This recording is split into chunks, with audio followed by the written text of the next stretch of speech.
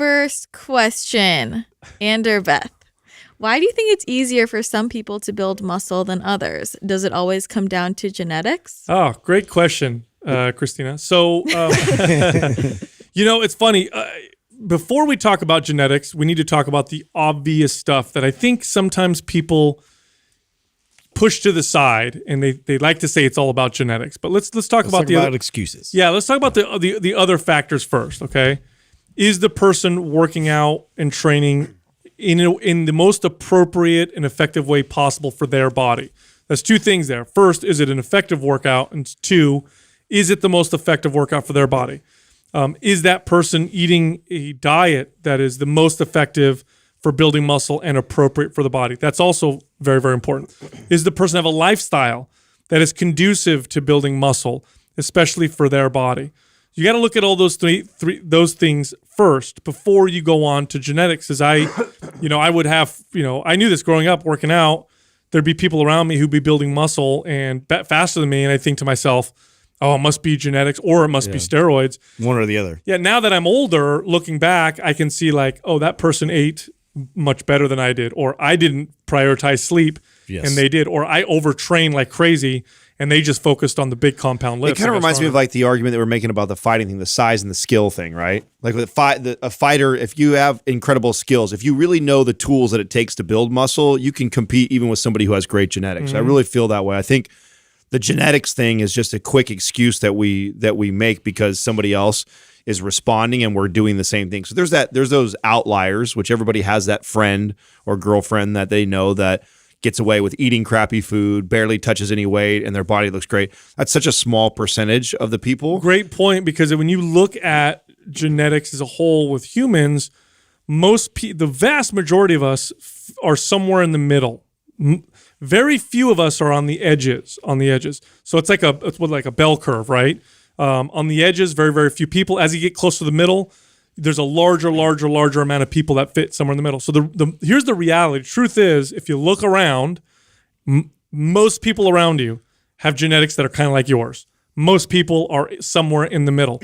It's rare to have these crazy superior muscle building genetics. And trust me, when you meet someone that has these type of genetics, it's not a question. It's not like, hey, he gained 5 more pounds than me. It's more like, wow, he's 270 pounds of muscle. And the guy works out twice a week. Not to mention, what's the history there? Like, how long have they been in the game? Like, I know a lot of times, like, people have started, when they're like 12 or 13, and like they've built, their body responds because they've built all this in like over decades. And, like for them to see them, they see them just responding, way later in the game, and they don't realize like, this has been a whole history in the making. It's not just like right now. Well, the truth is, building muscle is hard. It takes consistency. It takes proper nutrition. It takes proper exercise. And the fact is, a majority of people don't have all 3 of those lined up.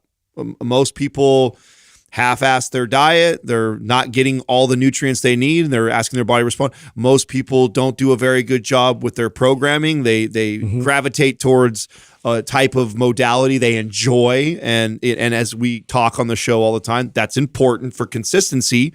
But when trying to build muscle, if you're still doing the Jane Fonda tape at home, and you're wondering why your body's not building more muscle, you're pretty adapted to that. Or you're going to your favorite, Orange Theory F45 class, and you've seen good results in the first 3 to 6 months, but you're not building any more muscle. Well, you're adapted to that way of training. So I think it's more of not all of those things aligning, and most people are missing somewhere there than it is genetics. I think that's the most common. I don't really think people know how to navigate into other modalities properly. I just don't think that they know other options, well enough. Like they do, like they know they need to up their calories, right? Mm-hmm. That's like the first thing. Like most people are pretty, familiar with that part of it, but people don't adjust their training to match how their body needs to respond. So I think that's something that we need to better educate the general public about. It's a really easy it's a really easy path, right, to say, oh, it's genetics. We've heard that with fat loss too. I can't lose weight, or I'm overweight and it's because of my genetics. I know my friends don't worry about and here's a funny thing, training clients, you start to have people track and pay attention to certain things, and you start to realize sure, genetics plays a role, but it ain't the role that you used to think. Like, I remember there was a show on, I want to say it was Discovery Channel, where they had people who were like morbidly obese, 400, 500 pounds, right? And they would be part of this reality show, and they would get followed around. My 600-pound life. It was one of those. That was a show. I think that was. Yeah. It was something like that, right? And they'd get followed around with the camera. And so before the show starts, you see this interview of the person. And the person's like, yeah, I've been overweight my whole life. I grew up this way. My body stores body fat really easily. It's really crazy. And you kind of hear them making the case for, hey, look, I was born this way and I can't help it. Meanwhile, the camera starts following them around. And then you start to see how they actually eat. And you get to see that for breakfast, it's 5 breakfast sandwiches and a soda. Yeah. Then they have a full-size bag of chips as a snack. And then lunchtime, they go through the drive-thru again. And then dinner, it's like a full size of pizza. Or they go to the grocery store and they're like, this is healthy, right? It's chicken. Meanwhile, it's fried chicken and it's a whole bucket or whatever. Yeah. And you watch and you go, oh, this person just has no idea. Mm-hmm. They actually have no idea what a proper portion looks like, and they're blaming it on genetics. Just like when I was a kid trying to build muscle, I didn't know I thought I was eating enough or more than enough to build muscle. But when I go back and if I really look at the calories and grams of protein and all that stuff, it wasn't enough. I remember learning this when my parents went to Italy one year for, I think it was like a month and a half or 2 months. I was staying at my grandma's house, and obviously I have an Italian grandma, so she'll make me whatever I want. And so she's like, what do you want to eat? And I said, I love steak. Make me a lot of steak. So when I lived at my grandma's house, she made me steak 2 or 3 times a day. So 2 or 3 times a day, I'd have steak, and I'd have pasta or whatever. And I remember over that course of that month and a half, I was gaining muscle like I'd never gained before. And then I pieced it together, and it's like, oh, it's because my grandma's feeding me steak all the time. So genetics definitely play a role, but it's not the role that you think for the most part. Now, that being said, when you get to the sides, when you get to the outliers, well, yeah, then genetics get pretty crazy. Now, I've worked in fitness for 20 years, so there's already a bit of a selection bias. So the type of people that are attracted to fitness, the type of people that work into fitness, you're probably already dealing with a level of genetics that's a little bit better than average, right? Most of these people they're drawn to it because they're good at it. So there's already a bit of a selection bias.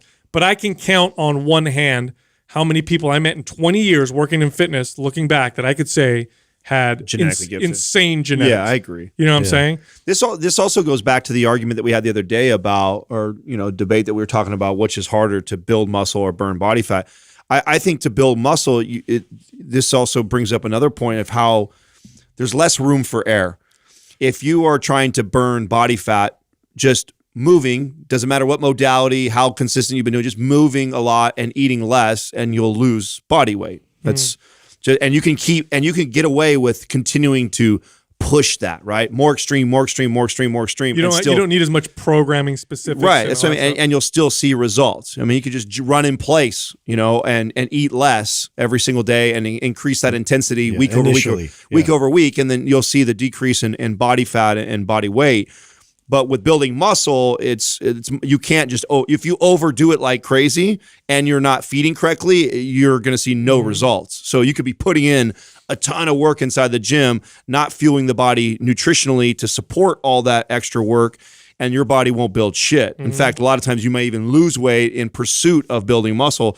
So I think there's a sweeter spot when trying to build, which makes it feel like it's more challenging, and then again defaulting to, oh, I'm just fucked, I have bad genetics, and my friend has got great genetics. It's less often that, and it's more addressing some of these. Or they're not really isolating that's very specific goal of building muscle. They're not willing to then take down a lot of the extracurricular, like cardiovascular type activity that they have incorporated in their plan because it makes them feel good. Well, I remember, and there's been several times in my lifting career where I had these moments where I thought I was doing everything right, and then I made this one little change, and all of a sudden I add 10 pounds of muscle after beating my head against the wall for 2 years straight, right? Yeah. 2 years straight, thinking I know everything about lifting and I'm doing everything right nutritionally.